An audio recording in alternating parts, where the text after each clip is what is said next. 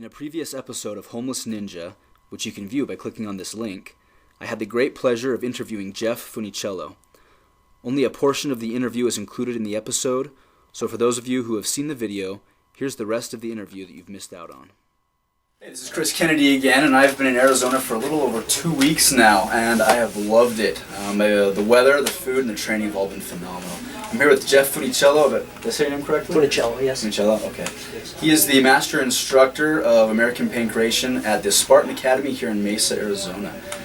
Jeff, man, really thank you for letting me come train with you and your team for the last few weeks. My pleasure. It's been phenomenal. Really nice students and a lot of really good skilled students as well. So I'm mostly curious about your history, actually. So obviously you teach Pancration here, but I feel like your base is strongest in wrestling. Have you been wrestling for a long time? I mean, yeah. Obviously, yes, but... Yeah, I started as a kid, and obviously didn't really get serious until high school, and then I wrestled at Arizona State. Came in as a recruited walk-on. I was a walk-on, and I ended up on scholarship. I was varsity 3 years, so wrestled. I was basically there for 5 years before a red shirt, but I was varsity for 3 years. And then I went into my international career after that, specializing in Greco-Roman. Okay. World Olympic level.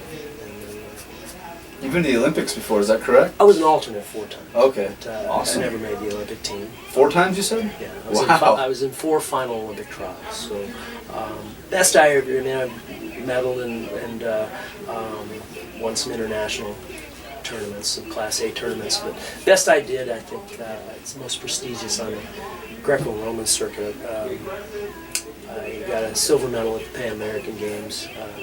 Olympic year in awesome. 2004, and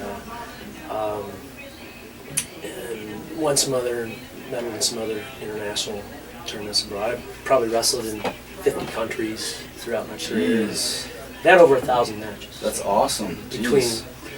all the styles of wrestling. Huge Primarily, experience. most of those would have been Greco-Roman. Okay. Jeez, crazy. But you've also done a bunch of other things, right? I mean, I saw some pictures of you with like a black belt and stuff out on the walls.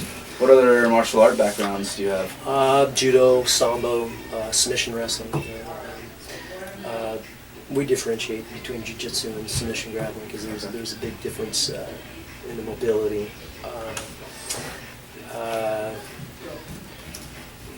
If you do beach wrestling, we're wrestling big sand. Right, We talked about that's that. right. We were talking about that World earlier. Championships, which is a blast. It's a lot of fun.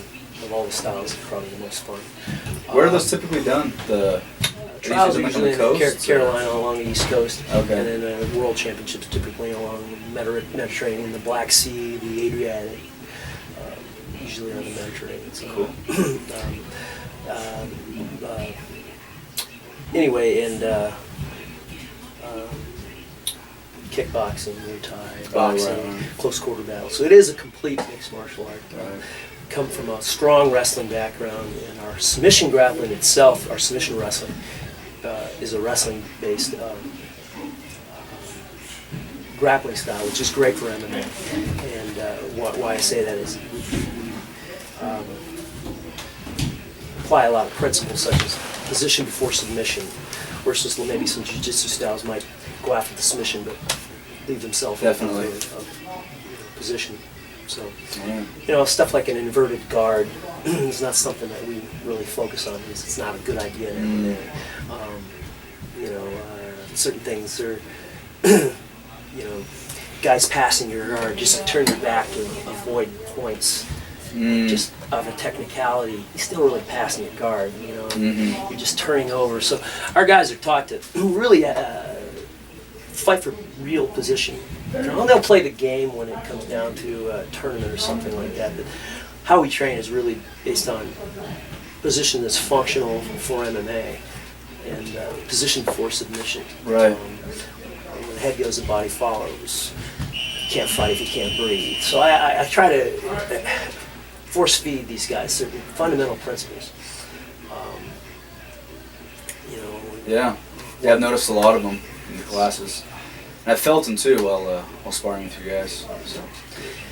So, this school, you call it a Pancration school, but you have like such a huge martial arts background. Why did you choose to make like a Pancration school instead of, I don't know, an MMA school or a wrestling school or a judo school? So obviously a black belt in judo. That's a good question. I get asked it all the time. Crazy as it is, believe it or not, I am the guy that coined the phrase mixed martial arts back in 1990. Really? Yeah. Sad when that's your claim to fame, but it's true. Basically, I came up with this program of all these mixed martial arts. In 1990, I grew up wrestling and boxing and got into judo and kickboxing and everything just kind of stemmed and grew. And in 1990, I started the program, and trying to figure out what to call it. And I did some research, and apparently the ancient Greeks had been doing this for thousands of years in the ancient Olympics, and fought to the death in the Olympic Games. And I was a wrestler, and I was always intrigued by the classics. And rather than calling it something else, and I paid homage to the originals. So really, even the UFC and any other MMA gym, they're actually doing Pancration. I see. It's the original. So I see. They're the ones that aren't calling it the right name. Okay. So I just happen to be giving it the real name rather than coming up with a new name. I mean, it's pretty much everybody's reinventing the wheel and calling it something else. But the bottom line is it's Pancration. The actual word means mixed martial arts. The translation in Greek is all power is fighting. Okay. Or all things in strength. It literally means Pancration. And if you look at what the combatives in the ancient Olympics were about, you'd understand that it was really was a complete mixed martial art back then, and more so and just as much as today. I mean, every move that we have today, they did thousands of years ago. We haven't invented anything. We've just dusted stuff off the shelves and recycled it, tweaked it a little bit here and there, and make it your own. But if you look at the ancient Olympics, it was first born in 776 BC or whatever. So they'd been doing it prior to that. They opened with the marathon, and every year would close. The closing event was Pancration. If you go to Greece today, they would call it Pancration, but in ancient Greece, they called it Pancration. So that's why we call it what they did then. I see. In the ancient Olympics, they were purists. There was no ballroom dancing. There was no curling. There was no ball games like baseball. I mean, those are great, worthy sports, but they don't belong in the Olympics. The Olympics is about anything and everything to do with attributes of warfare. Throwing a javelin was like hucking a spear at the enemy. The shot put was like hucking a boulder. The discus was actually a weapon where they skipped it along the ground, and it skipped and it caught them underneath their shin plate armor and cracked their ankle bones and hobbled the enemy. It was a weapon. Cool. The hammer throw, the pole vault was for clearing waterways in full armor. Breaching castle or fortified position castle walls, or clearing a river in body armor without having to have a bridge. There were functional attributes that were directly related to warfare. Running, and running, sprinting, long jump. They were attributes of male prowess. And they opened with a marathon. There was a runner, a messenger, you've heard the story. And the closing event was Pancration. The be-all, end-all, the highlight of the Olympic Games. Kings, emperors, pharaohs came from all around the world to watch the best of the best warriors fight, many times to the death. So imagine the UFC to the death, where guys were bred, raised to fight. Not just a pocket of society, but everybody. Everybody. Imagine a society where there's a George St. Pierre in every little town. Cool. You know what I mean? It's a tough society. It's a tough society. Imagine, and the fact that they had 5 forms of combat in the ancient Olympic Games. They started off, they had boxing, 1 leather strap, and they fought no rounds. They fought until one guy was knocked out or could not continue. And know anything about the glove? on a big box, on a boxing glove, somebody that doesn't know how to punch, that might be protecting somebody's head. But professional boxers, that glove's just enough to protect their hand. Oh. And they're getting more surface area. So you'll see with a bigger glove like that on a really skilled pugilist, striker, he's getting more surface area, more compression, more knockout. Bare knuckle, you're gonna get more cuts. You're gonna bleed a lot more. But you get hit by the same. Let's say, give me a guy that can hit hard.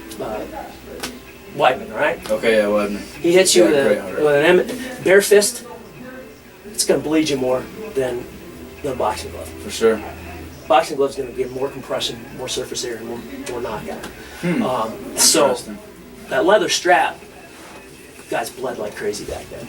And they got knockouts as well. But, and the MMA glove is kind of in the middle. Mm-hmm. It's small, so you can make a lot of contact, but it's enough surface area to really, it's a small glove, so it's both. It'll bleed you and it'll knock you out. So. Interesting. So they had the one leather strap, they fought until no one could continue. Then they had a form called pugilism, which was essentially Muay Thai kickboxing. Hands, feet, elbows, knees, no rounds. They fought until somebody was knocked out or could not continue. But no grappling? No. So they had boxing, pugilism, then they had upright wrestling, which was kind of like our folk style wrestling. It was a hybrid. Greco-Roman came in later, but there was a lot of Greco-Roman techniques. And what I mean by that is they'd just start off on their feet, take down, and do a pin. And if they didn't, there's two ways to end it. There's no points. You had to pin the guy, or you could lock up upper body and throw him flat on his back. What they call a touche or a touch fall. So a lot of guys, rather than scrambling around all day long trying to pin the guy, exhausting that kind of injury, they try to end it early by getting that big throw. Huh, okay. So there was only two ways to end it: touch fall or pin. Huh. And then they had what they called ground wrestling or pancratic wrestling. Submission wrestling, submission ground. We do everything they did. Take down into a submission. All joint locks, elbow locks, arm bars, chokes, ankle locks, all weak. Everything that you think you see in submission grappling and jiu-jitsu, they did no gi. And it was an Olympic sport. Take down into a submission. Awesome. So then they combined all those. The be-all, end-all. All powers fighting. Mixing all those four together in what they called pancration. Huh. So you had boxing, pugilism, which is essentially Muay Thai kickboxing, wrestling, and submission grappling, all in one to make pancration. So it was a complete mixed martial arts, even by today's standard, if not more. Interesting. They fought to the death, and they were phenomenal at their craft. Cool. The Spartans and all Greek warriors used pancration as one of their primary training regimes. That's awesome. So it has a phenomenal history, and and all the martial arts came from that. Alexander the Great, pancration spread through Europe via the Roman gladiators. When there was no war or anything, there was a power shift from the Greek republics to Rome. Everything started shifting further and further west, from Greece to Rome to the Germany, France area, where what they call the Holy Roman Empire, then to England, then to the Americas. So everything, if you notice, everything just kept. And some of the best warriors were just on the fringe of those powerful nations. Anyway, so the Roman gladiators were heavily trained in pancration. Some of the best Roman gladiators were Thracians, Spartacus, and they were trained in pancration. They became trainers of a lot of the Roman gladiators to disarm the opponents if they lost their weapon. If they got in, they could disarm their opponents. Big part of Western Europe's their medieval knights training. You get beat up. We were talking about this earlier. You get beat on a guy's armor all day long. If you knock him over, you caught him here. You're here. This is what you were aiming for, to get through that armor. So knocking that guy down was huge. They didn't really show it in the movies, but a big part of it. That's hence where the beach wrestling idea came up from. Storming the beachheads in like Troy on the sand, knocking a guy down and stabbing him here. So there was so pancration was kept alive in Europe. They just gave it different names, and they're not real traditional people, but it made its way east via Alexander the Great. In 323, he invaded India, and not long after, Indian wrestling was born. And from Indian wrestling came Kung Fu. And in 500 AD, It was 1,500 years ago. 500 AD, some Hindu monks went into China and brought Kung Fu. That's what Kung Fu. Kung Fu did not come from China. It came from India. Which came from Alexander. Yeah, well, and what was Kung Fu? Was defensive tactics from Indian wrestling. They were monks. Oh. Monks aren't attacking anything. There's no attacks in Kung Fu. Everything is defensive. So they were Hindu monks, took defensive tactics from Indian wrestling, and Kung Fu was born. They brought it to China in 500 AD, and once that hit China, martial arts spread like wildfire, and every region martial arts popped up. There was no martial art in Okinawa or Japan until 1200 AD. That was Aki-Jitsu, the precursor to Jiu-Jitsu and Aikido. That was the mother art, Aki-Jitsu, that split. The pacifists went into Aikido, and the war Mongols went into Jiu-Jitsu. And eventually, Jiu-Jitsu became lame because they stopped having wars. And they developed sport judo, which kept the warrior spirit.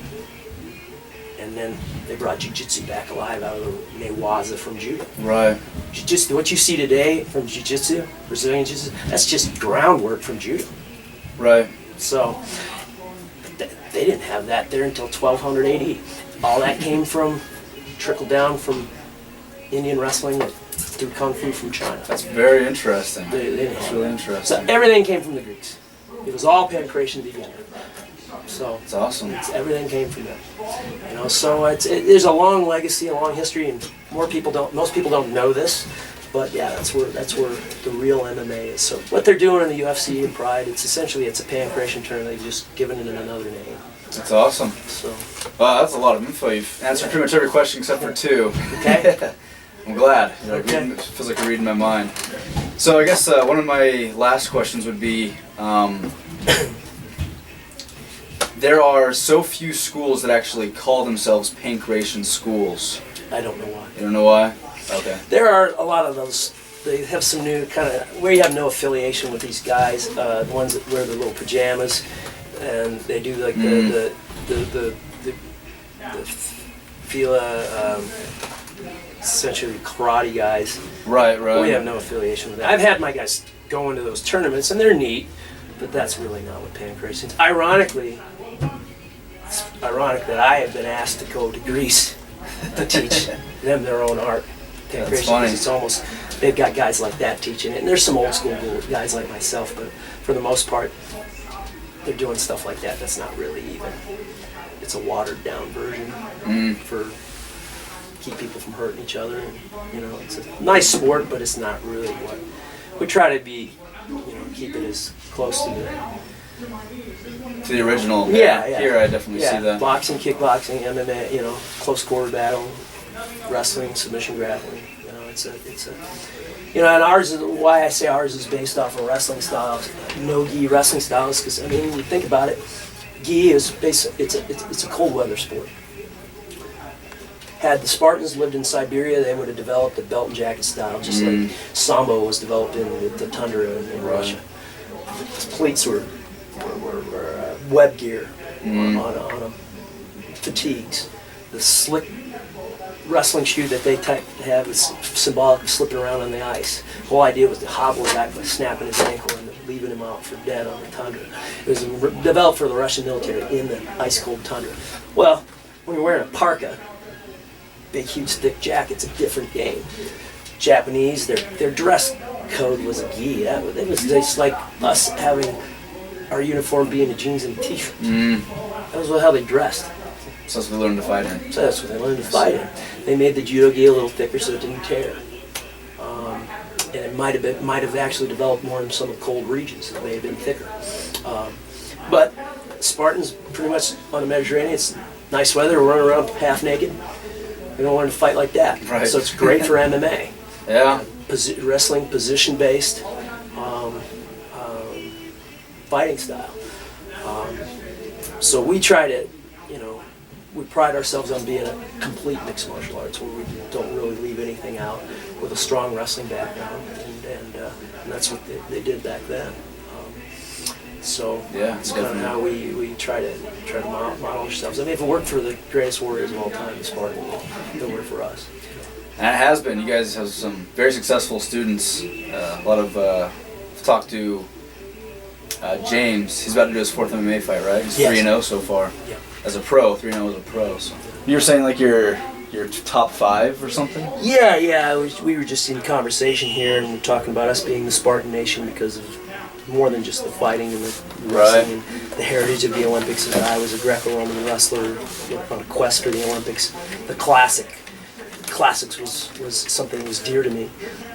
One from MMA. Its birth was in ancient Greece, and the start of the Olympics. And as a patriot, knowing what your American heritage is, was from democratic republics such as Greece. So that's why it's a lot more than just fighting. It's about principles, and one of the reasons we call ourselves the Spartan Nation. So anyway, we were starting to talk about some of the. I've done some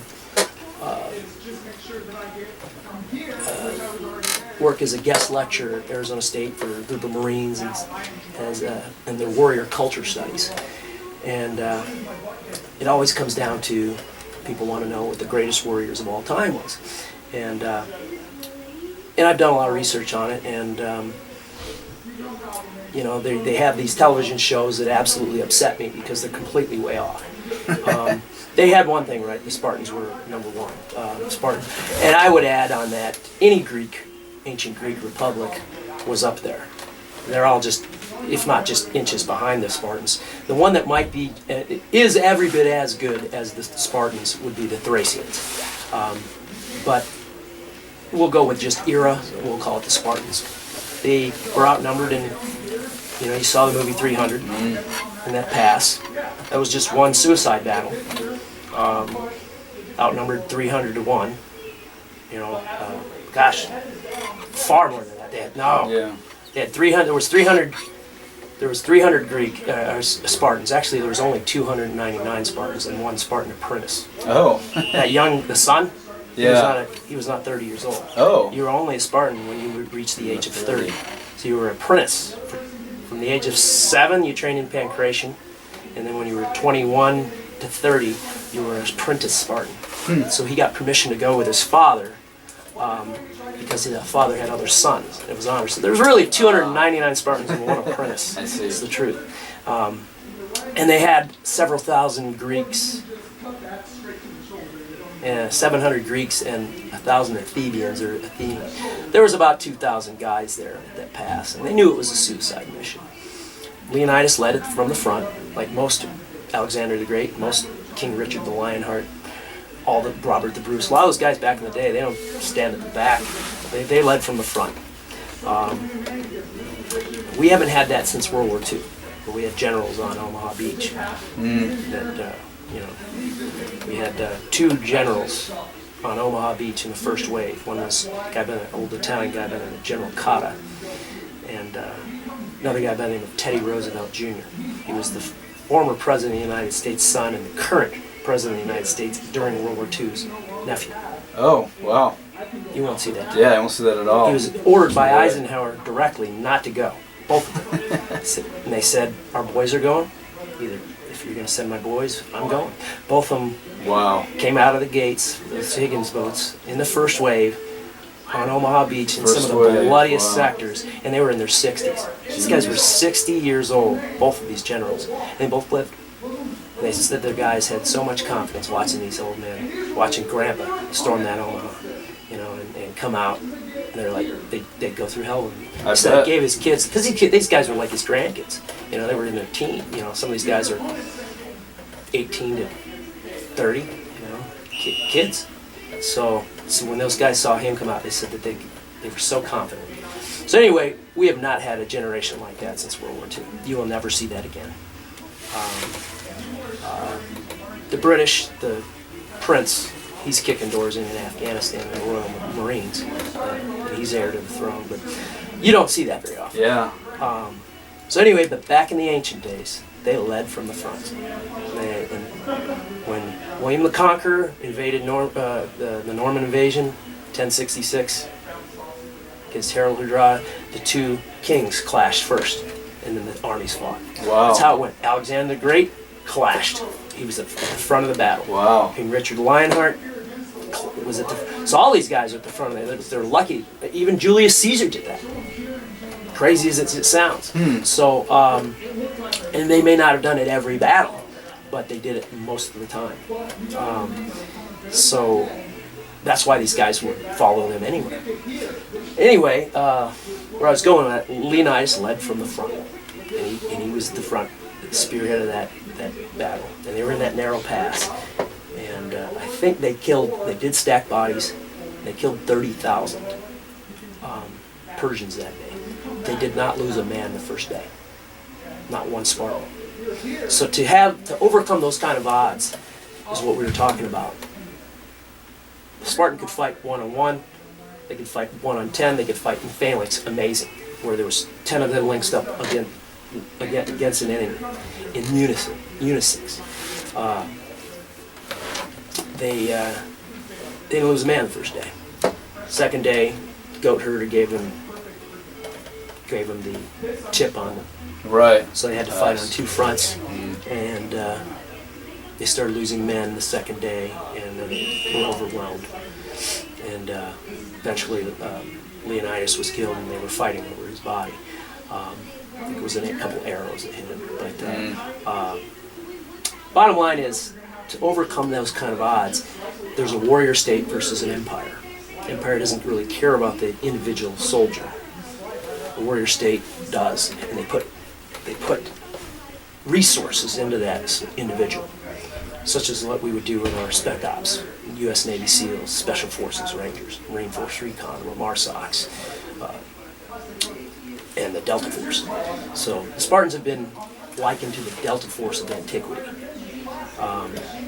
The Knights Templar were likened to the Delta Force of the Middle Ages. Oh. So these were elite fighting forces. To overcome those kind of odds, I think they killed over 100,000 between them, the Spartans, and their help. Right. The Spartans alone killed 30,000 the first day. They killed over 100,000 Persians. That's not even where the war was. That was to slow them down. They left most of the movie showed the rape of the wife. That didn't happen. They were blessed by the Delphi. That they weren't monsters. That just was kind of a Hollywood cartoon type version. But the reality was they were trying to buy time because the major battle was at sea, and that's where they beat them. The Athenians Navy beat them at sea. And the Spartans were to protect the homeland. And this was a suicide mission to protect the pass so they couldn't link up with the other troops being dropped off. And all the republics were, pretty much united. This was a suicide mission. They were buying time so some of the other city-states would get there into the region to protect the beachheads. But the main war, where they crushed the Athenians, where the Persians, was at sea. But the Greeks had beaten the Persians 2 and 3 times. Alexander the Great finally did it on their own soil. So for them to do that against the world's most powerful army, the world's largest army the world has ever even known, even to this day, there's not been that kind of numbers as the Persian army was. And for them to do it so far outnumbered says something about the individual in the battle. Strategy and maybe luck sometimes has something to do with it, terrain, but their tactics and their training. Definitely. Yeah, to overcome the numbers, definitely. To overcome those kind of numbers. So we were talking about warrior state versus empire. Persians would throw numbers at you just kind of like Russia did to the Germans in World War II. Germans were far superior than the Russians. Russia just kept throwing numbers. They ended up consequently losing 20 million people. And then another 20 million died of other stuff. But that's an empire. Right. Kind of like China is today. An empire. An empire. They're not going to win us with superior attack, beat us with. They're not going to beat us. They're not going to come here. But how they're going to win a battle is superior numbers, overcoming with mass numbers, like what they tried in Vietnam. North Vietnamese army was considered the second largest army in the world during Vietnam. It wasn't just a bunch of peasants. We had a 62-to-1 kill ratio. We lost 58,000 Americans. They lost 3,685,000 Vietnamese. Whoa. That's just the body count. They know there's more. Jeez. So the idea was for us, can these guys keep losing that many people? It was a war of attrition. They're never popular. Can they keep losing that amount of people? And their concept was, we can lose as many as it takes. We have those numbers. Can the Americans bear to lose one? Because we can lose 100 for every one. Well, we lost 60. They lost 62 to 1 according to our records. It was probably more like 100 to 1 because they hid their bodies. And war of attrition is not popular. We value life. They don't care. See the warrior state versus empire. I see. Even though seems rudimentary and it was very peasantry sounding, but that's not what they were. Make no mistake, they were an empire. They were second largest standing army in the world, only second to China at the time. Wow. So I didn't know that. Yeah. So every fight, when you think about it, is the Spartans valued human life, even though they were willing to die at a drop top of the hat.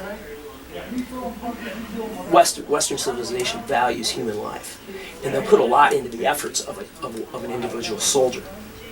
And it was very, very, very. One thing that I remember watching the History Channel talking about some guys that survived Iwo Jima in World War II, and this American said he couldn't have summed things up better. He said the Japanese felt it was an honor to die for the emperor. We felt it was an honor to live for Uncle Sam. It was just two different mentalities. I see. Yeah. You see what I mean? Mm-hmm. So, although the Spartan was more than willing and prepared, he wanted to go home to his family. He was a Republican. He believed in, he wanted to go home. That's the difference. So, a lot of our legacy as Americans, people don't realize it, come from the republics, which were influenced heavily by Spartans, Greeks, Macedonians, Thracians, Athenians. Trickled its way into Rome, into the Holy Roman Empire in Germany, and on into England, and then made its way west.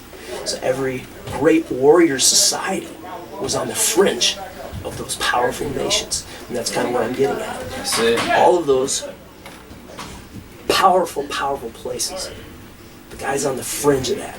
Sparta was a little fringe, and Thrace was they were smaller little city-states outside of major Greece and major Athens and major Troy. But they were these powerful little republics that people just didn't want to mess with. When you got into Rome started off as, there was a power shift to Rome. They started off as an amazing, powerful warrior state. But they were in power for 2,000 years. Nobody else has done that. Yeah. Right? They're in power for that long. Change after change went from a republic to dictatorships and stuff. Rome itself, they may have only lost in battle, full pitched battle, where they went head to head 20 times. And they'd lost dispatches where they were outnumbered or ambushed or whatever.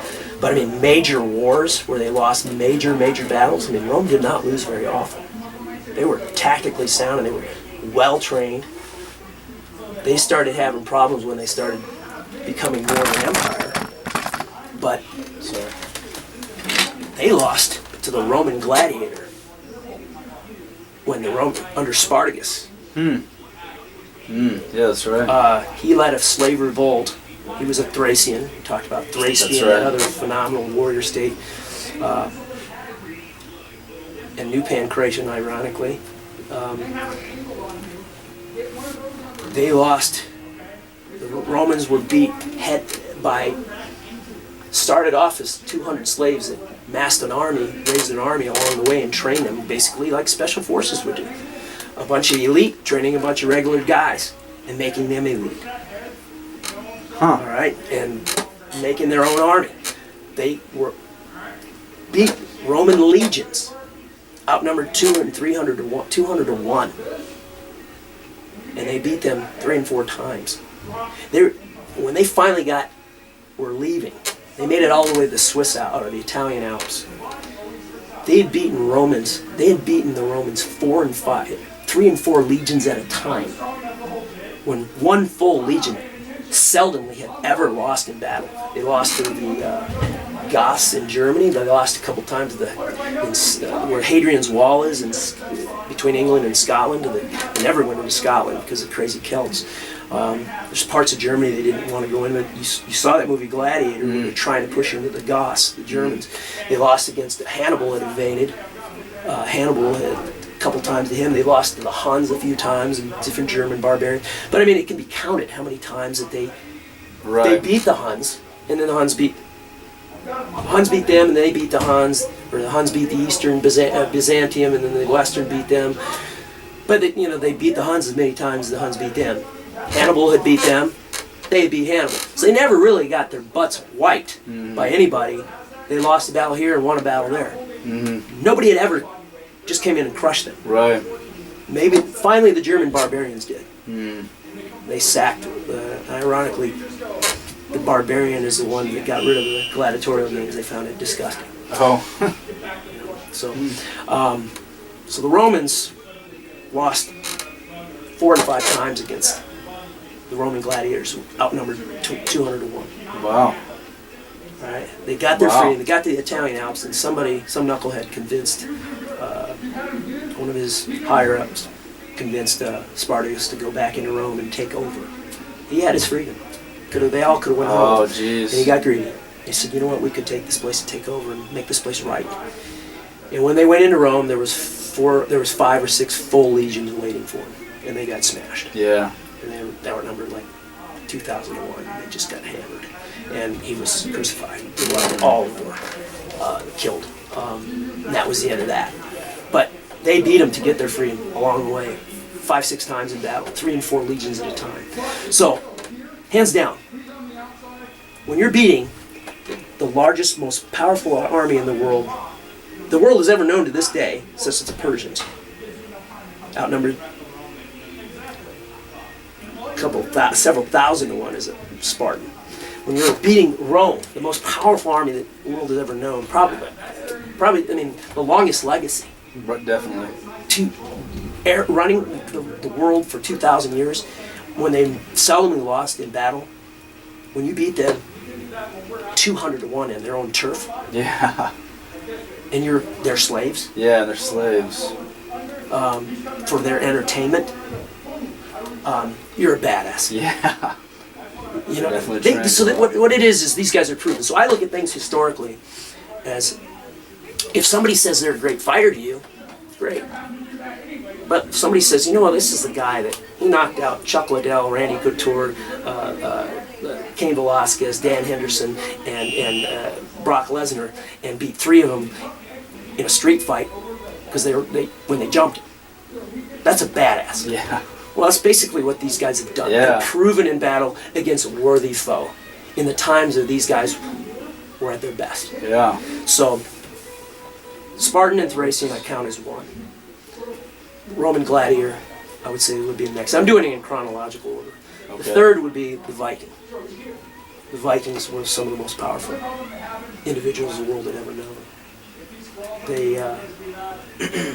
They imagine today, how do I put this? During the Middle Ages, early Middle Ages, you've heard of Hitler's Third Reich. Mm-hmm. Reich means Rome. Okay. He was creating a third Rome. So you had Rome itself. The second Rome was the Holy Roman Empire, which its power seat was in France and Germany. The borders were one at that time. Boundaries were different back then. I see. It was a lot larger landmass. The Holy Roman Empire ran the show. They were descendants of Charlemagne. Charles Martel was the grandfather that kicked the Moors out of Tours, and then his descendants were Charlemagne. All kings and queens of Western Europe today are descendants of Charlemagne. So the Holy Roman Empire during the early Middle Ages was the most powerful army in the world. Okay, and their power seat was in Germany. Okay. Germany and parts of France. Imagine the island of Greenland coming into the United States right now. We're the most powerful military, most powerful nation in the world. And the island of Greenland comes in and takes all of our eastern seaboard, Florida, North and South Carolina, Maryland, Virginia, all these places, Delaware, the entire coastal real estate over there, and says, we're taking it. And not only are we going to take it, you're going to pay us tribute for us to have it. And they did. The Viking came in to a place called Normandy. Okay. The word Normandy means Norsemandy. Norsemen. Oh, okay. Vikings took it from the most powerful military in the world at the time, the Holy Roman Empire. Huh. I had no idea. They came in and took prime coastal real estate, this entire region of Normandy, named it after them. It was named after themselves, Norsemen. Norsemen even became Normandy. And the Holy Roman Empire paid them tribute to be there. Wow. They're badasses. Yeah. And they came in very few numbers. The way it worked with Vikings, one, they're the largest people in the world. There was a stupid show, drove me absolutely crazy a couple of years ago. It was a warrior who had some samurai fighting some Viking. Delusional. The average samurai was 4'8". The average American right now is 5'10". Wow. The average American right now is 5'10". The average Viking 1,000 years ago was 6 feet tall. Oh my gosh. Taller than the average American now. Oh my gosh. Right? The average American during the Civil War was 5'6". The average American during World War II was 5'8" to 5'9". The average American during Vietnam was 5'9". The average American now is 5'10". The average Viking 1,000 years ago was 6 feet tall. Was my size. When the average knight in the Middle Ages was 5'6". Whoa. Vikings were huge. Massive. They're huge. Huge. And the average samurai was 4'8". That's really short. The average Semite during biblical times, like David and Goliath, was 4'8". Wow. I had no idea. Yeah. That's so short. The average samurai was 4'8". That's small. So, imagine somebody, and that means they had guys that were 7 feet tall that were coordinated. Because the average Viking, the average guy in Norway is 6'2" right now. Okay. Okay, it's 4 inches taller than the average American, and we're big people. Mm-hmm. We are accommodated. The biggest people in the world are, and the reason being is we have a lot of Viking blood compared to the rest of the world. The biggest people are German. The next biggest people are Germans and British Isles, and then it gets smaller as you go more east. Right. But Western Europeans are big people. Yeah. I mean, even compared to the rest of the world, Italians and Greeks are much larger. Mm-hmm. They're smaller than the average German, but the average Roman was about probably 5'4" to 5'6". So imagine where you've got guys that are, the average dude's 6 foot tall, and they've got coordinated guys that are athletic at 6'6". So their weapon, the weapon wasn't a guy. I mean, look at the home run hitters in baseball. It's physics. Sammy Sosa's a big dude. Mark McGwire's a big dude. They can swing a bat faster than a little dude. That's why they're hitting home runs. So a little dude can swing a little bat as fast as the big dude can swing the big bat. I see, yeah. But he can't hit as far with that little bat, right? Right. It's physics. Right. So for me to grab a sword, and the way they did it back then is my broadsword would come up to here to me. It would be a little bit of play. It would either come to here or here. That's why they know actually William Wallace was actually a minimum of 6'7". Whoa. Because of how tall his sword was. That's how they know, huh? Interesting. Yeah. He was a minimum of 6'7", could have been 7 feet tall. Tall guy, geez. Skanderbeg in Albania was 7 feet tall. These guys were dominant because they were massive. So you got to imagine, you think of reach in boxing, look at John Jones. And even Weidman has reach at his weight. Jones can hit guys from way out there. So imagine Jones's weapon. His weapon, not only is his reach this much longer than yours, but his weapon is this much longer than yours because he can hold a weapon that much longer than you can. So he's got this much reach from you in warfare. Wow. Devastating. That's why projectile objects were born. Oh, okay. Guns, bow and arrows were the equalizer for the little man.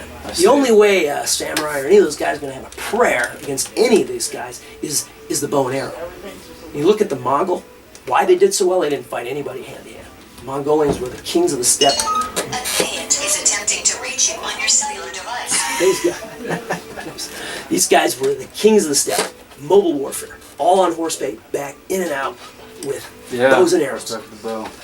They're cavalry. Bow and arrow. Mongol never killed anybody with sword and shield. They're all on bow. That's why when they went into Europe, they got a beating. They act like it's because they had to turn around because it was there. No, they went into the trees. They went into Vietnam, they got their ass handed to them. They went into Poland, they got beat by the Knights because they were in trees. The Knights followed them out, the Knights got killed in the plains. That region right there is where the steppes and the forests began. The Mongols were the kings of the steppes, the Great Plains, because they had open terrain remote warfare with a bow and arrow. I see. They were first beat in open field battle by the Arabs, but whenever they couldn't have invaded Europe, too much trees, and I see. Knights crushing in there. So, bottom line is, you just got to know the history. You got to know who was dominant at the time, who had done what. Just because you beat up on a bunch of people like the Mongols, all they did was beat up a bunch of peasants and got them to fight for them. And they had millions of troops where they sent them everywhere and beating up on peasants, and pretty much they've got, multi-millions of guys sending them in to just overwhelm people with speed. But anytime that they couldn't go into the woods. So that's the reality. They even got beat in Vietnam by people because it was so dense in the jungle. So they were all about mobility, but they did crush the samurai. They did beat the samurai. They did beat them. Anyway, so you think about what the Vikings did. You heard of the word berserker? Yes. Viking? Heard the word vandal? No. Being vandalized. Viking? I mean, everything that the Vikings changed the world as we know it. People have no idea. They were some of the most fearsome warriors, and the reason they were pretty peaceful when things were good in Norway and Sweden. But when anytime they had a little mini ice age, they'd come down and beat fools down. They'd be doing their trading and growing their farming and fishing and trading when things were good. But then they had a mini ice age, shit was frozen up north, they come down and start crushing fools. I see. And then that's what they did. They were essentially a small group, and they were savagely, they had amazing tactics. They had their own grappling style called Galena. They were good hand-to-hand combatants. And they were huge. Their weapons were superior. They had great tactics, small group tactics, great techniques, and they were powerful, fearless. They had every recipe to just dominate back then. I mean, that's how they could come into the Holy Roman Empire, take their prime real estate, and ask for tribute and get it. Yeah. All right, who are these guys? Well, these Vikings, some of them became Christian. So that's what happened. Eventually, you'd hear about the Normans. All a Norman was a Christianizing Viking. So you hear about the Battle of Hastings. Norman invasion of 1066 was basically Viking versus Viking for the English crown. Harold Hardrada was the king of England at the time, who was a Viking, a pagan Viking. William the Conqueror was a Christianized Viking. The Normandy invasion of 1066 was Viking versus Viking on the English soil for the English crown. The only difference is Harold Hardrada was a pagan, William the Conqueror was a Christian. They were both Vikings. Interesting. Wow. Dominant. Everybody feared them. Yeah. They were everybody feared them. And a lot of the Scottish Highlanders, I mean, they'd done okay dealing with them, but a lot of them had Viking blood in England. England has has Italian, leftover Romans there, and Celtic, Gaelic, Germanic, and Viking blood. They're mutt, plus the Celtic. So they're already a hybrid mutt. That's why England and the British Isles have been so powerful. They've already been amazing hybrid people. So, and they got great warrior stock from many different cultures. So, I mean, if you look at the most dominant country over time, it's got to be England. So anyway, where was I going with this? So the Vikings, Norwegian and Dane Vikings went west. Swedish Vikings went east, down the Volga. And that's where the word Rus comes from. Russia. Oh, really? The language and the word Rus meant Viking. Swede. Really? Swedes were called the Rus. They were the ruling class of Ukraine and the Novgorod. Coming down from the Swedes went down the Volga and down the riverways and settled Russia. So they were all the ruling. So they basically took over that whole region. Vikings. During the during the Crusades, the late Crusades, the Ottoman Turks were extremely powerful in the eastern region of Eastern Europe, and they had these crack troops of elite spec ops troops, what they called the Janissaries. You heard of the Janissaries? I have, yes. Janissaries were stolen European kids that they brainwashed into Islam, and they brought them in and taught them and made them their elite troops, called the Janissaries. Hey, James. There you good, man. So the Janissary became a big problem. How did Eastern Byzantium, which was Rome split, they had Western, and it became two. Right. Western Rome, Eastern Europe. Am I boring you to death? No. Just getting it's hot in here, huh? It is probably the heat. So you want to open that door? Are you good? Yeah, that'd be cool. No, they're not. So Byzantium, how were they happy, which was where Constantinople was? How were they dealing with the Janissary problem? Well, the Janissaries were stolen Eastern European kids that the Ottomans made their savage troops out of. How did they deal with them? They got the craziest mercenaries around. The Varangian Guard, Vikings. Yeah. Hired Viking mercenaries to deal with the Janissary problem. And it worked. I mean, time after time after time, these guys were savage. They were savages. They wreaked havoc, and they came in small groups. So, I mean, they were some of the best warriors of all times. They had influence on the world that people have no idea they did. You know, so that, I don't know, that show about the great warriors absolutely drove me crazy. Yeah. The little samurai beat the Viking. He had no prayer. He had no prayer. Even they tested the weaponry. The weaponry of the Viking was better. And they had a guy that was 5'10" as a samurai use his sword, and a guy that was only 6'2" or 6 foot tall used the Viking sword. Oh, geez. And the Viking's tall sword still won. Oh. Still won. But the reality is they should have used the little Japanese guy. Of course, yeah. Because the samurai was only 4'8". And it just was unrealistic. The samurai never fought anybody other than other samurais. They were provincial lawmen. They never fought anybody outside of Japan. When they did, they got crushed by the Mongol. The only thing that saved them from a full Mongol invasion was a divine wind, a big hurricane that blew the Mongol ships apart called kamikaze. Sorry, I've never heard about that. Okay. Reading about and samurais were untouchable. You got to think about it in Europe. Everybody carried a broadsword. In the West, Wild West, carrying a gunman was nothing special. Right. See, that's why people think the East are warrior societies. They're not. The true warrior societies are the West. Because in the West, warriors are not special. My grandfather he was on 3 beachheads. My wife's grandfather was in the Battle of the Bulge. They came home and they just got jobs and worked the farm and they got on with their lives. Over there, you were special to be a warrior. Warriors were put on pedestals. In the West, the guy that writes the songs, he's something special. The guy that does the music, he's something special. Warriors were a dime a dozen. Everybody in the Wild West had a gun, had a 6-gun. Wyatt Earp was just another guy. Right. He was nothing special in his day. Interesting. He became famous, known for his accolades later. William Wallace, the High Protector of Scotland, just another guy with a broadsword. Rob Roy McGregor, just another guy with a sword. These guys were their jobs were difficult as High Protectors because everybody had a claymore. Everybody had a weapon. Japan, the only guys with a weapon were the shogunate and the samurai. We were the lawmen. Nobody else was allowed to.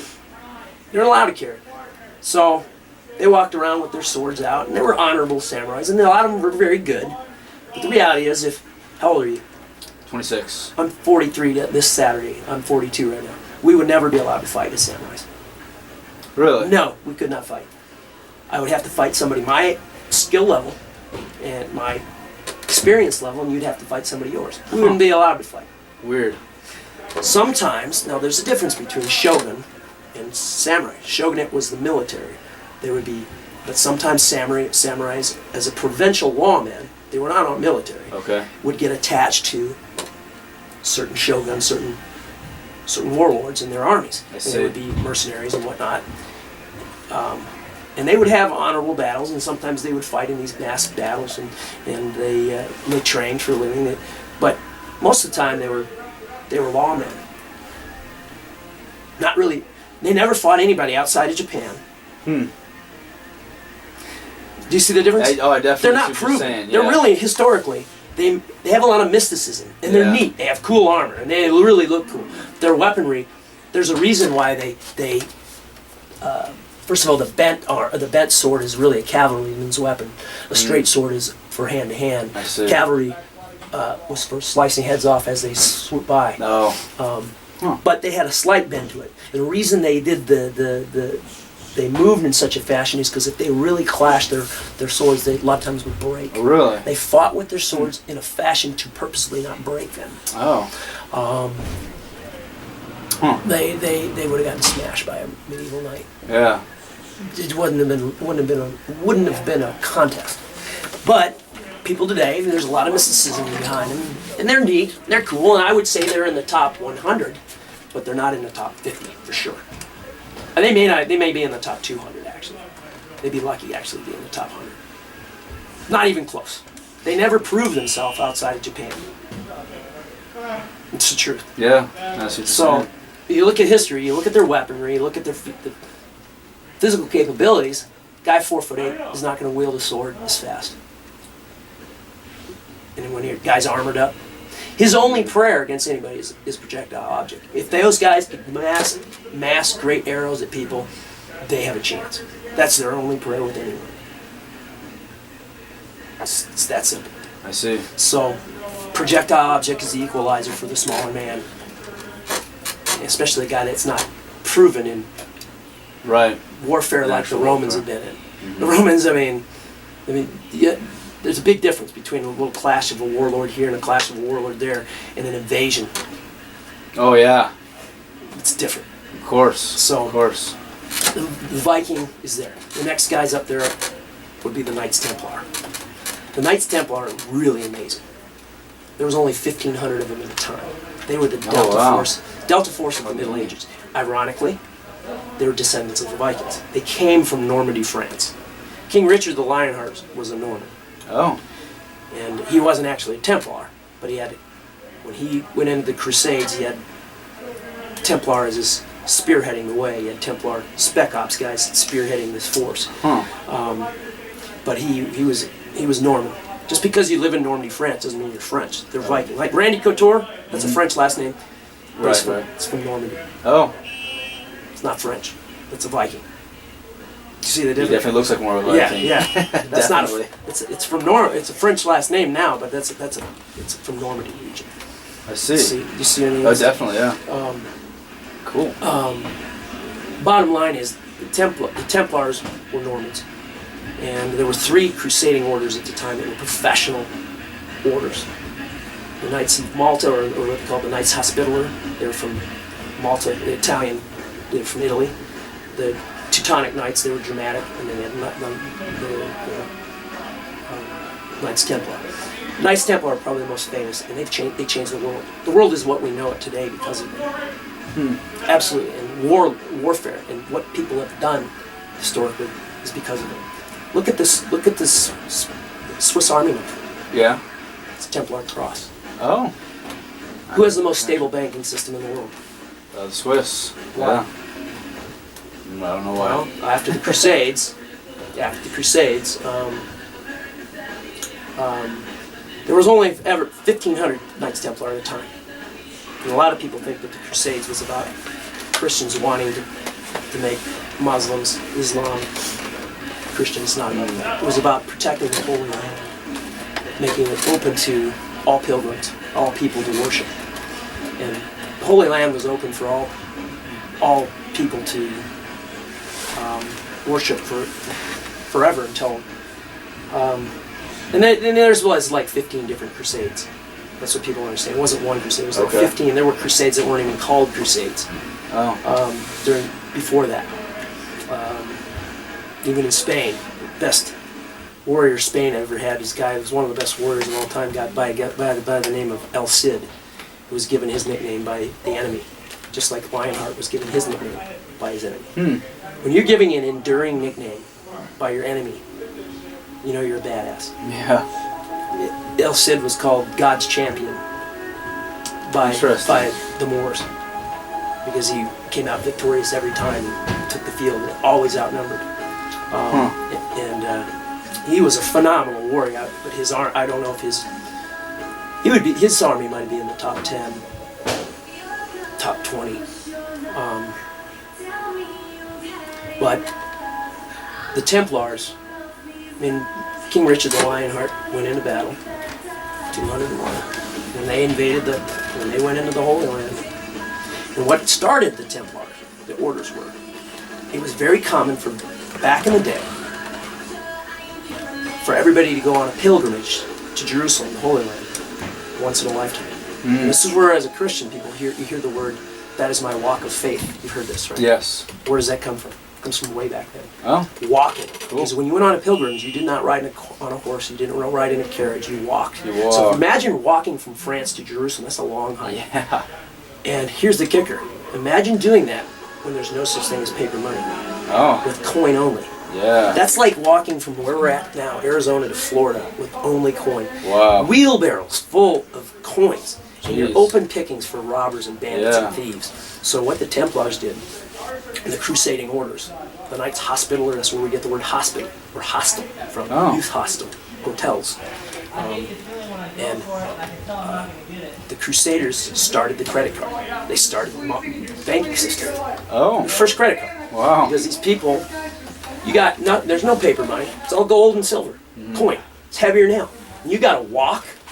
Not horseback. It's part of the deal. You got to walk. Basically from here to Florida and back. Nothing but coin. It's heavy. Yeah. And then if somebody robs you, you're dead. And you got nothing to get home on. So what they did was they developed a credit system. You pay, and when you get here, you have a place that you can resupply and stay the night. Get a good night's rest, and then you're paid to get to this place. They had safe havens, hospitals, safe havens along the way. They had credit along the way. And what the orders did was they would protect the pilgrims along the way from being killed by thieves and bandits and what ended up happening is when they got to Jerusalem, the pilgrims were being killed by some years, there was many years of peace. But sometimes you get some crazy guy that called out jihad against anybody that wasn't Islamic and decided to kill all the pilgrims in the Holy Land, and that would cause a war. So it wasn't about making them become Christian, it was about them letting Christians come in. I see. Without killing them. I see. It was understood that was holy for Christians, Jews, and Muslims, and it was to be free for all. And that was the understanding. It had been that way since 300 AD. Huh. That was the understanding. People had been going there for 700 years. And then all of a sudden somebody says it's going to start killing people. Takes over the region. Well, didn't set real well with the Pope. Didn't set real well with people going on these. So these provincial kings, Europe was never united in a crusade. They were never united. They were all little feudal lords and king here, king there, prince here, a lord here, a little duke here, an earl there, would send out a war party. So King Richard the Lionheart, after the Templars were finding out that people were getting killed, so King Richard the Lionheart, and this was the third crusade. They won the first crusade, held Jerusalem for 100 and something years. Second crusade was a children's crusade where they basically essentially picketed them and were slaughtered. A bunch of women and children went over there basically as a peaceful protest and they got slaughtered. Massively terrible decision. But supposed to be just a stand down type thing. They were even doing stuff like there's marches on peaceful marches back then. It's nothing new. They got slaughtered for it. So the third crusade was King Richard the Lionheart. He went in with about 30,000 guys. Saladin had over 1 million. Now Saladin was actually a pretty worthy foe. The third crusade was actually started by his crazy brother or something like that. He was outnumbered, massively outnumbered in their region. But he had I don't know if he had all 1,500 Templar, but 1,000 of them with him or 1,500 with him at a time. Leading the way. This is spec ops teams, and he led from the front. They took over Acre. They took over all the areas around him. They were about ready to take over Jerusalem, and he gets really, really sick. King Richard. He was on his deathbed. And this is interesting. Saladin actually sent his best physicians, his best doctors, He said, "This is the." He called King Richard the Lionheart was given the name the Lionheart, not by himself, but by Saladin. And he was essentially the emperor of the Islamic. Islam was unified at that time. He was essentially the sultan of all Islam. I see. Whereas Europe was just few. He was the sultan of all Islam. He had 1 million plus guys at his disposal like that. And he said he gave King Richard the Lionheart the nickname the Lionheart. That's a badass. Yeah. And he said, I don't want to win this way. He's the most worthy foe I've ever seen. So he sent his best physicians, his best doctors, sent ice from the mountains, fruits and berries and stuff to heal him, medicines. What Europe gained out of the Crusades was medicine. Yeah. That's what they gained. Huh. They lost art because it was actually a lot of the art stuff from, you heard about the Dark Ages because it was around during Greece and Rome, kind of got lost, and it was kind of Islam kind of had it. They had medicine and they had the math and the science. Europe was but the one thing Europe always had was warfare. They were great at that. They might not have had any medicine, they might not have had math and science, and they might not have had a lot of the architectural knowledge that was lost from Rome and Greece at that time. Islam got it. East got it. They kept it. So we regained a lot. That's why the Age of Enlightenment, they learned it back. They got the knowledge again from Islam. Interesting. But what they gained from Islam was medical technology. That's what they gained a ton of that. And so he heals him, and he takes field of battle again. He's just like, I'm not going to win this way. This guy's the best warrior I ever met. Heals the guy. Heals him. Guy gets suits up in armor. They start fighting again. I mean, how cool is that? That's so cool. And he gave him the nickname. Lionheart. He gave him the nickname, the Lionheart. That's pretty cool. So when you get a nickname from your enemy, that's that enduring. It's that powerful. You're a badass. Yeah. So they take field again, they battle, and finally they come to a truce. They're like, this is ridiculous. And they made the agreement. Lionheart was around, was going to take over Jerusalem, and he said, you know what? You can't have Jerusalem. We'll leave. And they kept all the cities, or the Crusaders kept all the cities around Jerusalem. And the Sultan kept power in Jerusalem. It was understood as long as they could keep it, and they will call a truce, and they will leave, as long as it was open for pilgrims to worship without being killed. And they left. And it was fine for another 100 years. And then there was or 50 years. Until that Sultan died. And then some other crazy came in and did something else. And then some other European guy decides to invade. So there was 15 crusades. And then, like I said, there were crusades all over the place that weren't even called crusades. Yeah. It's probably 100 of them. Wow. But there would be no such thing as Christianity if it were not for the Crusaders. Interesting. They were taking over Spain. They tried to take France, Tours. That's where Charles Martel got his fame. Okay. Kicked out the Moors out of France. El Cid kicked him out of Spain. Skanderbeg kicked him out of Albania. The Ottoman Turks. Vlad the Impaler, you heard of Dracula. Vlad Dracul kicked him out of Romania. Transylvania. The Ottoman Turks. John Hunyadi kicked him out of the Hungarian Empire. So there were crusades all over the place. But they weren't called crusades because it wasn't over the Holy Land. Those were called halts on Islamic invasion. Crusades, what we know is the Crusades, where it was just basically over freedom of worship in the Holy Land. It's not what the movies show. There would be no such thing as Christianity, so people weren't those people. Interesting. Well, so ironically, at that time, so many people borrowed so much money because they established modern banking. They established the credit card. They had so much money. The Crusaders, there was only 1,500 of them. They became more powerful than the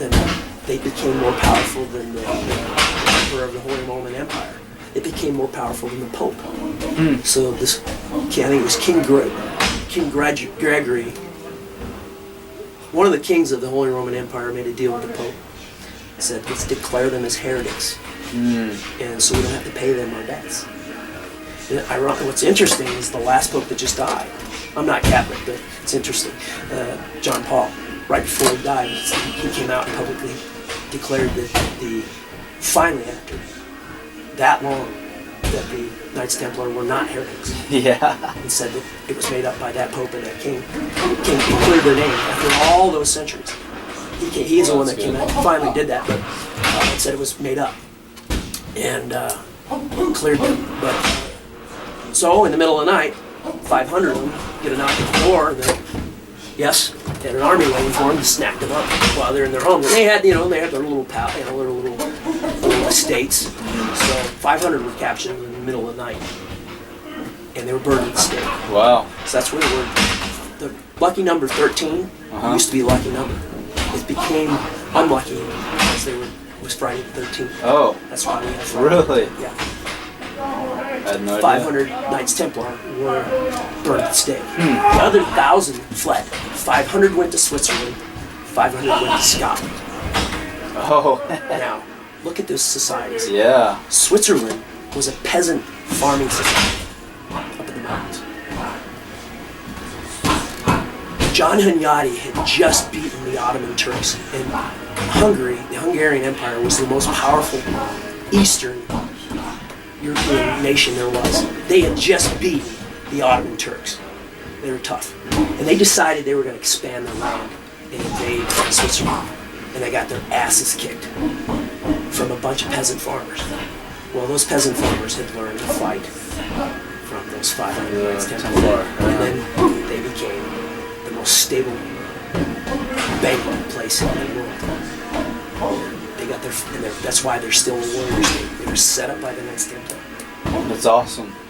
The Swiss Guard, the ones that guard the Pope, have Templar crosses. That's awesome. The banking system, still to this day, the most stable in the world. Yeah. Their military. Adolf Hitler was a pompous man. He tried to invade.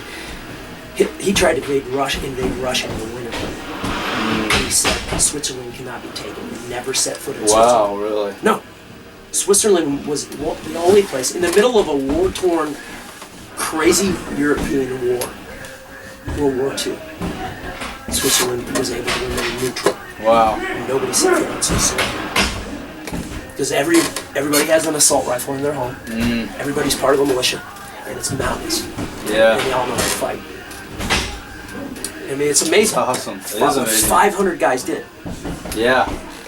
They were the Green Berets of the Middle Ages. They were the Delta Force of the Middle Ages. The other 500, which leads me to the next thing. Those other 500 Templars went to Scotland. William Wallace had already started the fight. These are my next guys. So first you have the Spartans and Thracians. You have the Roman Gladiator, the Viking. You have the Knights Templar. Next, greatest warriors would have been the Scottish Highlanders. Because England is clearly in the top 10 best warriors of all time. They were not just an empire, they were a warrior state and are to this day. They're a warrior state. And during the late Middle Ages, power shifted from the Holy Roman Empire to England. Okay. The Norman invasion was in 1066, and not long after, the Holy Roman Empire was probably the most powerful army until late 1100s, early 1200s. And then by the time 1300s roll around, it's England. They're in business, and they're the most powerful army in the world. All right. So notice, all of these guys who are the most powerful, best fighters, are just on the fringe of these most powerful nations. Yeah. They're the outcasts. That's interesting. As everything shifts west, they're the outcasts. You see what I mean? Yeah, I see what you're saying. So the Scottish Highlanders. William Wallace started this fight against England, the most powerful army in the world, on an island where they can't go anywhere, and they beat them on their own soil. Crazy. Yeah. That is one of the most, and they were way outnumbered. Way outnumbered. Again, astronomical numbers that they were outnumbered. And they beat them on their own soil. Where England spent 100 years fighting France and wins in a 100-year war. England dominated the world. I mean, they were, they still, I mean, look at all the places that are dominant. English colonies. Yeah. I mean, that's a good point. Everything England touched turned to gold. Yeah. They were utterly dominant. people did not want to even go near it. Kind of like Japan was on an island. The only difference is England went over and kicked France's ass, and they were part of the Holy Roman Empire. They basically took power from the Holy Roman Empire and divided the Holy Roman Empire to where it became France and Germany.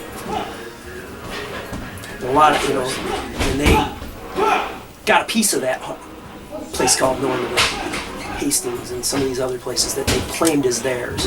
So they were dominant. And so they had some of the best warriors. They were a warrior state. William Wallace to be able to win that battle of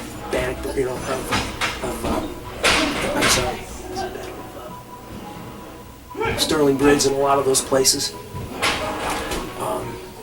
was unthinkable. When he started the fight, Bruce finished it. We saw him in the ring. He started it on his own, but Robert the Bruce had 500 Templar helping him.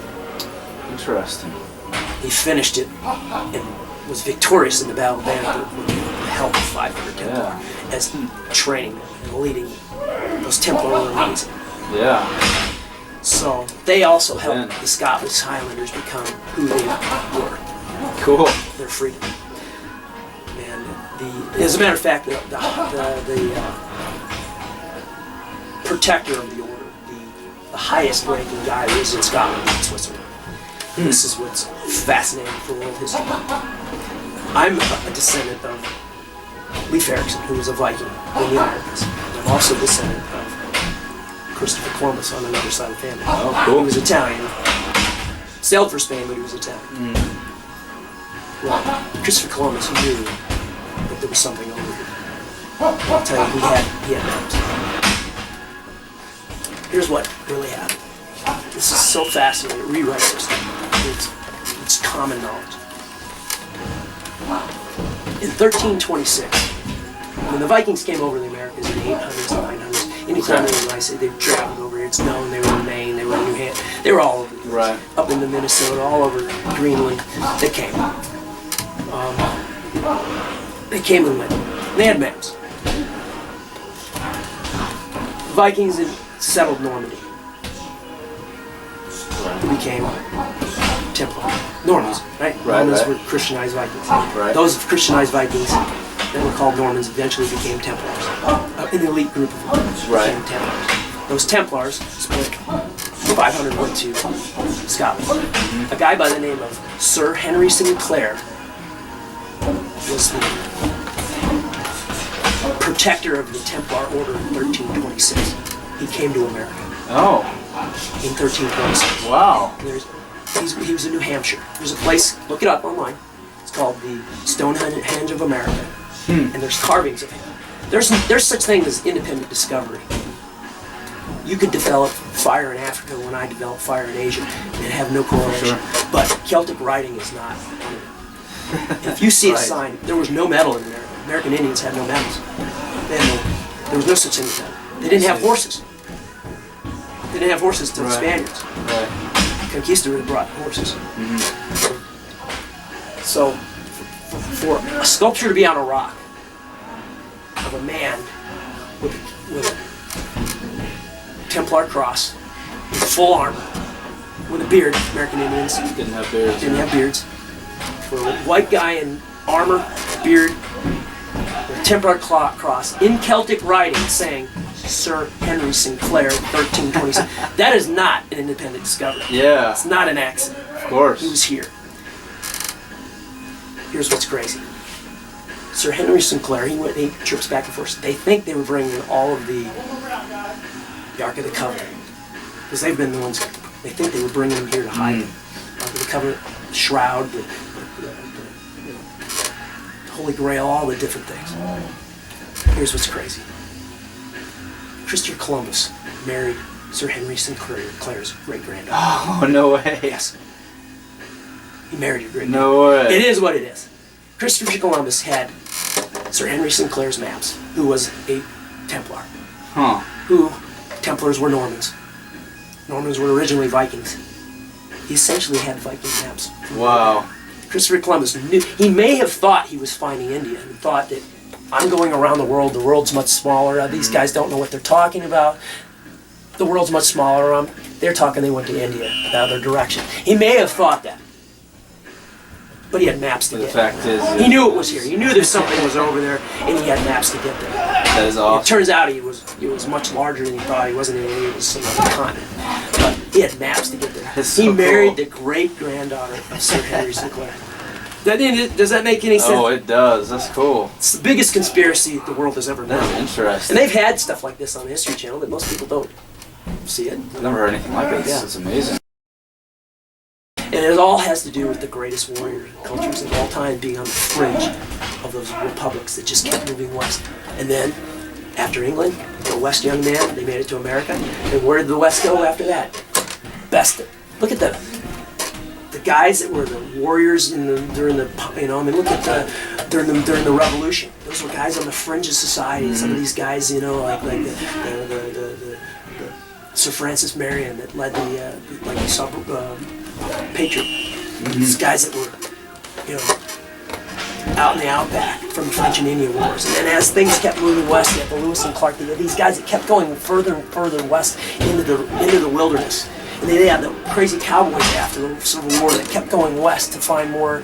You see what I mean? They were constantly, the great warriors were on the fringe of civilization. Yeah, I do. I see what you're saying. And it kept getting pushed further and further west until the Wild West was settled. Yeah. So you see what I mean? It Yeah. started with the republics just keeping moving, and these maniacs that would fight anybody Yeah.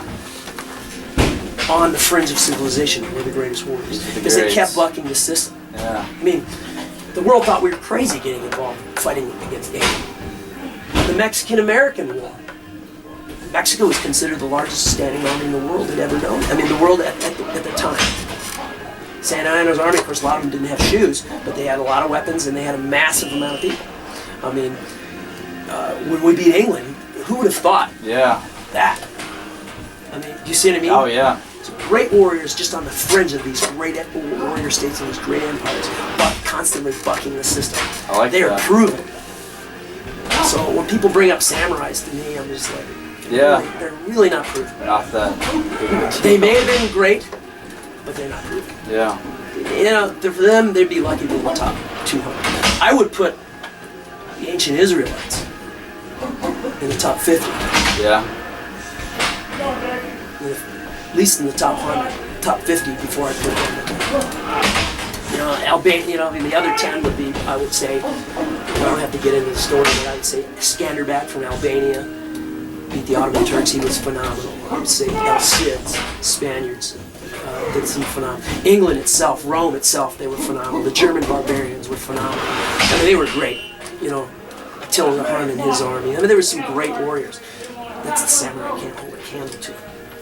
That were that bucked the system. They beat Rome. Yeah. You know what I mean? They're not in the same ballpark. I mean, that's really cool. It's like saying, who do you want in your foxhole? A mall cop or Delta Force guy? Yeah. Not to say that some mall cop couldn't have once been a Green Beret, but chances are he wasn't. Yeah. So it's about who was proven. You got to look who was the most dominant at the time. You got to look at their weaponry, the size of the individuals, and the ferocity. Yeah. So I teach these classes, the warrior culture studies. And That's really cool stuff to think about. you just got to also think about body mechanics. John Jones can swing a bat faster than Jorge out there. Yeah. It's just fact. Jorge might be able to swing a little bat faster than John Jones can. As fast as John Jones can swing a big bat. Mm-hmm. But that's not going to put it out of the park. That's powerful. No. And up close and personal, things were scary. You had the range and you had the power. The guys, most of the time, all that armor, you were just trying to knock a guy down, dent his armor, and cleave him. And those big guys with those two-handed broadswords were cleaving people in half. Whoa. Jeez. That's a lot of force. Devastating. Wow. Devastating. So, that's the reason we have weight classes. There's a reason for it. Makes sense. There's a reason for it. There's a reason for it. Yeah, makes sense. I don't care how good. Who's a lightweight champion? I don't know. I don't know. Well, just pick a little guy, you know, some little dude that you like. Kenny Florian, is that his Okay, name? Kenny Florian. Okay, Kenny Florian. He's not. Chances of him beating, I don't care how much more skilled, of him beating a guy like Weidman or Jones or Liddell. Yeah, no way. It's very unlikely. Can happen every now and then. You know, and here's the thing.